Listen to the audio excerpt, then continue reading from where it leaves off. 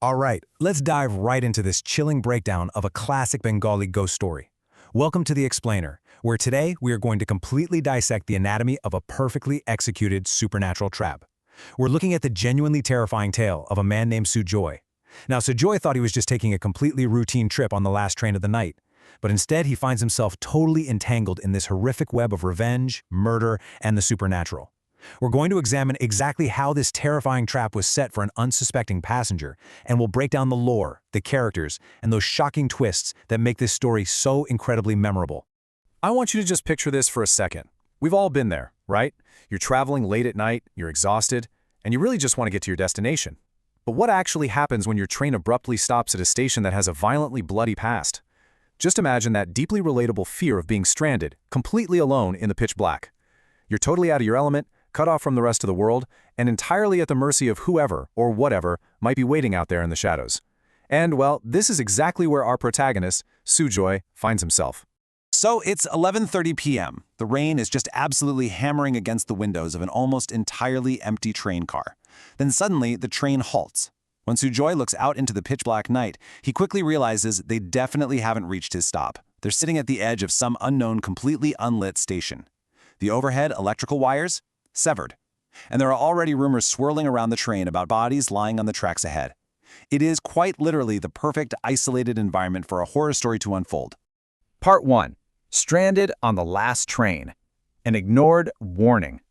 So Sujoy is impatient and he wants answers, which leads to his very first critical mistake. He steps off the safety of the train, walks out into the pouring rain, and decides to confront the train driver to find out exactly how long they're going to be stuck there.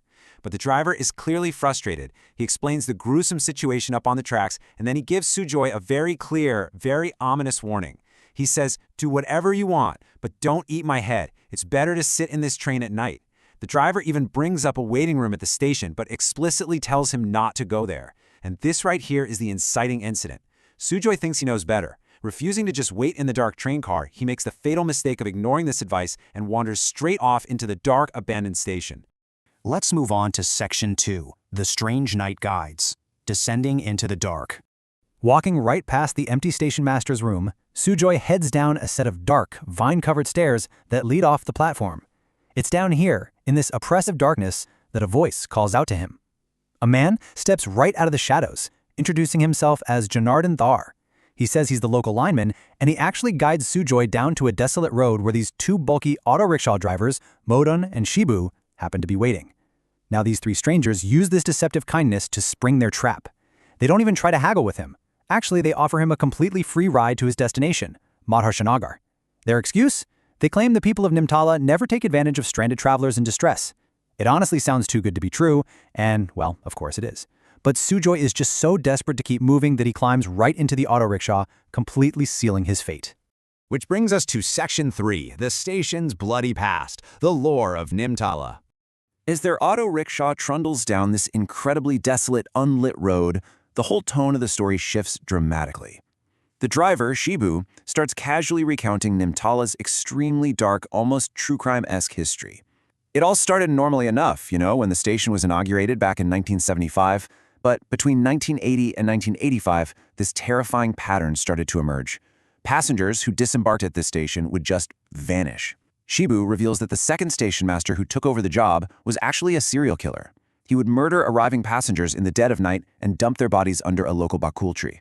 Before the police could even officially do anything about it, the angry villagers took matters into their own hands. They swarmed the station and literally beat the killer station master to death. But the chilling part? Even after he died, people still continued to vanish. Let's look at Section 4, the crematorium trap, left alone in the dark. So right as this horrible story about the station master wraps up, the tension just explodes. The auto rickshaw violently jerks to a halt. Sujoy looks out into the pitch blackness and immediately realizes they are absolutely not on a road heading to his destination. He has been taken to an abandoned crematorium. And the absolute worst part? When he looks toward the driver's seat, he realizes he's been completely abandoned. He steps out into the pitch-black surroundings. The air is thick with this sickening, completely unmistakable smell of burning flesh.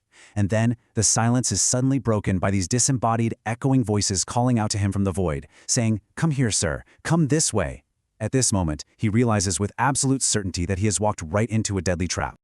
Completely paralyzed by fear, which, let's be honest, we all would be, Sujoy follows a single flashlight beam cutting through the dark. It leads him straight toward this massive, dark pit, but the men holding the light, they are definitely no longer those helpful strangers from the station. He finds the apparitions of Jonardon, Modon, and Shibu, but they are completely mangled. Some of them are missing their heads, their eyes are wide with this unnatural tear, and blood is just pouring from their faces. He realizes they are the spirits of the dead. And then the overly helpful lineman, Jonardon, looks right at Sujoy and drops an absolute bombshell. That station master is none other than me. That's right. His helpful guide was the ghost of the serial killer all along, still haunting the exact grounds where he was beaten to death by that mob. And Jonardon goes on to explain that Modon and Shibu weren't just random auto drivers, they were his suppliers. Even from beyond the grave, they are still continuing their horrifying underground flesh trade. As Jonardon chillingly puts it to him, "We supply human meat. There is a lot of demand for ghosts." But here's the thing, they didn't just bring Sujoy here randomly to butcher him. Oh no, there was a much darker, much more deeply personal reason why he was chosen tonight. Moving into Section 5, the shocking connection, sins of the father. After hearing their monstrous plan, Sujoy doesn't hesitate. He makes this desperate, completely blind sprint back through the dark. Miraculously, he outruns the screaming, pursuing spirits of Modon and Shibu that are echoing through the night behind him. He bursts back onto the station platform and just collapses right in front of the train driver, the exact same guy who had warned him in the first place. Once Sujoy is safely back on the train, the driver reveals this massive missing piece of the lore. He tells Sujoy that the police inspector in charge back in the 1980s intentionally turned a blind eye, basically allowing that angry mob to beat Jonardon and his accomplices to death. That inspector's name was Arnab Samanta. Hearing this, Sujoy absolutely freezes in shock. Arnab Samanta is his father. The ghosts didn't just want human flesh tonight. Actually, scratch that. They wanted to settle an old score. They wanted revenge specifically against the son of the man who allowed their gruesome deaths. Finally, Section 6, Escaping the Spirits, a Narrow Survival. The driver tells Sujoy just how incredibly, unimaginably lucky he is to be alive, because this wasn't a random haunting. This was a highly targeted, supernatural assassination attempt. If the driver hadn't been standing right there on the platform for Sujoy to run toward, he would have just vanished, exactly like all those passengers from the 1980s. He'd just be another victim of Nimtala's cursed history. So after a night of literally unimaginable terror, the severed wires are finally fixed. The first light of dawn breaks over the horizon and the train finally, thankfully, lurches forward, departing the haunted Nimtala station for good. Sujoy just sits there in the safety of the carriage, leaving that total nightmare and the vengeful spirits of his father's past behind forever. So, it leaves us with a question that lingers long after the story ends, doesn't it? If you are ever stranded on the last train, completely alone, who are you going to trust in the dark?